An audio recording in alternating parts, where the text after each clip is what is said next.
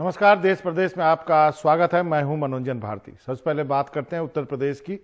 उत्तर प्रदेश में जहां अपराध कम होने का नाम नहीं ले रहा, इस बार जो है एक एसपी पर हत्या कराने की सनसनीखेज आरोप लगा है। महोबा के एसपी रहे मणिलाल पाटीदार पर हत्या की धमकी देने का आरोप लगाने वाले व्यापारी इंद्रकांत त्रिपाठी की मौत हो गई। मृतक व्यापारी ने तत्कालीन एसपी पर हत्या की धमकी देने और 6 लाख रुपए महीने की वसूली का पहले आरोप लगाया था।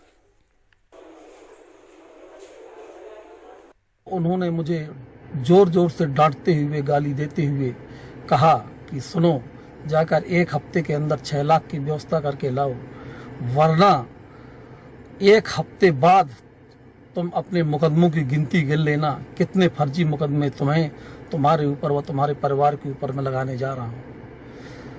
तब मैंने कहा कि सर, मेरे पास व्यवस्था नहीं है, आपको जो करना है आप कर दीजिए। तब उन्होंने कहा कि मुझे पता है कि तुम कहीं ना कहीं से राजनीतिक व्यक्ति भी हो, अगर तुमने किसी नेता से राजनीति करवाई या मुझे फोन करवाया तो मैं तुम्हारी हत्या करवाने में भी गुरेज नहीं करूंगा, किसी भी वक्त तुम्हारी हत्या करवा दूंगा। उक्त आरोपों के संबंध में बताना है कि ये व्यक्ति जुए और सट्टा का बड़ा व्यापारी है और साथ ही मैगजीन की आड़ में इलीगल विस्फोटक का काम करता है। हाल ही में रिवई में पकड़े गए जुए में इस व्यक्ति का नाम आया था और उसी से संबंधित एक नोटिस दिनांक 30/8 को इसको सर्व कराया गया था और साथ ही एसडीएम और सीओ की टीम को लगाकर अवैध विस्फोटक को रोकने के लिए लगाया गया था। इसी बात से शुद्ध होकर इस व्यक्ति ने इस तरह का वीडियो वायरल किया है ताकि वो अपना बचाव कर सके।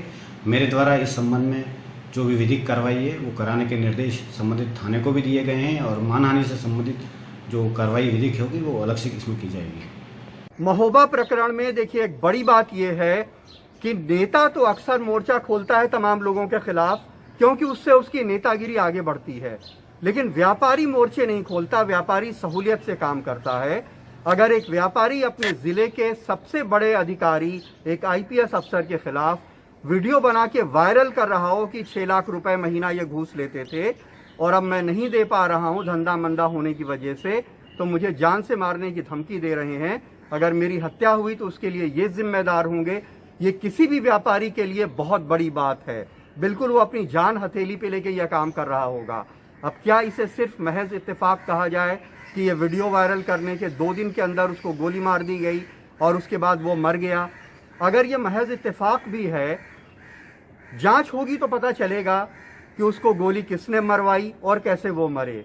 लेकिन महोबा में जितने भी लोगों से हमारी बातचीत वहां हो रही है, आम लोगों के अंदर यही धारणा है कि गोली जो है वो पुलिस अफसर ने मरवाई, क्योंकि उसने पुलिस अफसर के खिलाफ इस तरह का वीडियो वायरल किया था।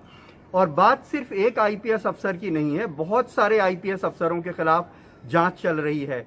जब मणिलाल पाटीदार जो महोबा के एसएसपी थे, उनको जब सस्पेंड किया गया, उसी के एक रोज पहले अभिषेक दीक्षित नाम के एक आईपीएस अधिकारी जो प्रयागराज में एसएसपी थे, उनको सस्पेंड किया गया था। उनके लिए भी जो गवर्नमेंट का प्रेस नोट आया था, उसमें तमाम तरह के उनके खिलाफ भ्रष्टाचार और पुलिसिंग में कोताही के आरोप थे। मणिलाल पाटीदार के ऊपर 2 मुकदमे वहां पे हुए। एक मुकदमा किसी और व्यापारी का है जिसमें यह आरोप है कि वो गिट्टी लेके जो ट्रकें जाती हैं उसके लिए वसूली करते थे। वसूली का पैसा ना मिलने पे व्यापारियों को वो पुलिस से जो है वो धमकाते थे, प्रताड़ित करते थे। तो अगर सारे मामलों को देखें तो जो स्थिति है वो बहुत अच्छे हालात नजर नहीं आते हैं। आगे बढ़ते हैं। प्रयागराज में दशहरे की धूम निराली होती है। पितृपक्ष की एकादशी से यह कार्यक्रम शुरू हो जाता है। कोरोना की वजह से मुकुट पूजा को लेकर के आशंका जताई जा रही थी, लेकिन परंपरा को जीवित रखते हुए इस साल मुकुट पूजा को साधारण तरीके से संपन्न किया गया। पजावा रामलीला कमेटी और पत्थर चट्टी रामलीला कमेटी की तरफ से ये पूजन किया गया। उत्तर प्रदेश के प्रयागराज में ही लॉकडाउन के बाद अब सभी सब्जियों के भाव आसमान छूने लगे हैं। पहले प्याज टमाटर के बढ़ते दाम और अब आलू ने भी जोर पकड़ लिया। दरअसल इस साल आलू की पैदावार काफी कम हुई है, जिसकी वजह से जो आलू लॉकडाउन के समय 15 से 20 रुपए किलो बिक रहा था, अब 40 रुपए किलो तक बिक रहा है, जिसकी वजह से आम आदमी को काफी परेशानी हो रही है। उड़ीसा के कटक में रानीहाट केनल रोड पर स्थित एक फैक्ट्री पर माल गोदाम पुलिस ने छापेमारी की। दरअसल इस फैक्ट्री में नकली गंगाजल, गुलाबजल और शहद बनाया जाता है। पुलिस ने छापामारी में 180 बोतल नकली गंगाजल, 30,000 से ज़्यादा बोतल गुलाबजल और 1,000 से ज़्यादा बोतल शहद बरामद किया। सभी बरामदगी की पुलिस जांच कर रही है। साथ ही पूरे मामले में चांदी राव नाम के एक शख्स को गिरफ्तार कर न्यायिक हिरासत में भेज दिया गया।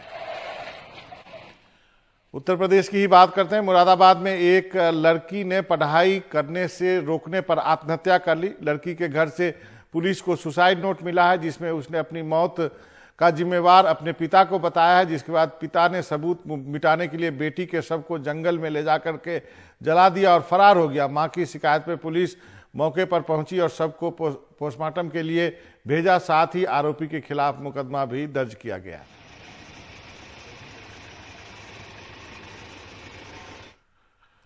उत्तर प्रदेश में ही बने रहते हैं। आगरा में कुछ दिन पहले एक 9 साल के बच्चे की बेरहमी से हत्या कर दी गई और उसके शव को उसी के घर के सामने एक बारे में सूखे भूसे के ढेर में फेंक दिया गया। इस मामले में जिलाधिकारी प्रभु एन सिंह और एसएसपी बबलू कुमार को पीड़ित परिवार को शासन की ओर से 5 लाख रुपए दिए गए। साथ ही आरोपियों के खिलाफ कड़ी कार्रवाई का भरोसा भी दिलाया गया। अब मेरठ चलते हैं। मेरठ में शादी रचाने की चाह में एक युवक नकली फौजी बनकर लड़की के घर पहुंच गया, लेकिन जब उसकी हरकतों और बातचीत से लड़की वालों को शक हुआ तो उन्होंने आर्मी इंटेलिजेंस से संपर्क किया। जिसके बाद जानकारी में पता चला कि युवक फ्रॉड है और टेररिंग का काम करता है। सच जानने के बाद लड़की के परिजनों ने पुलिस को पूरे वाकये की जानकारी दी। मौके पर पहुंची पुलिस ने युवक को गिरफ्तार कर लिया।